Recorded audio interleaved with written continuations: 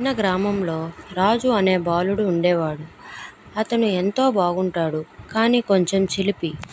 అతను అతనికి ప్రతిరోజు ఆడుకోవడం, పరుగు పందాలు పెట్టడం, దోస్తులతో సరదాగా గడపడం చాలా ఇష్టం.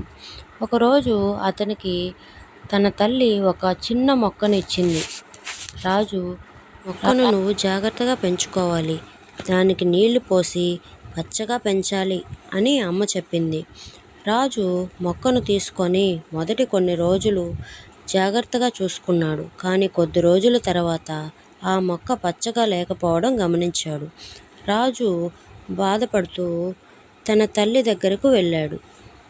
అమ్మా, నేను ఈ మొక్కను బాగా పెంచలేకపోయాను, ఇది వాడిపోతుంది.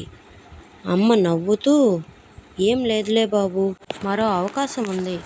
మొక్కను నీళ్లు పోసి ప్రేమగా చూసుకుంటే అది తిరిగి మళ్ళీ పచ్చగా మారుతుంది అని చెప్పింది. రాజు తన అమ్మ మాట విని మళ్ళీ మొక్కకు నీళ్లు పోశాడు. ప్రతిరోజు దాన్ని జాగ్రత్తగా చూసుకున్నాడు. కొద్ది రోజులకే ఆ మొక్క మళ్ళీ పచ్చగా మారుతుంది.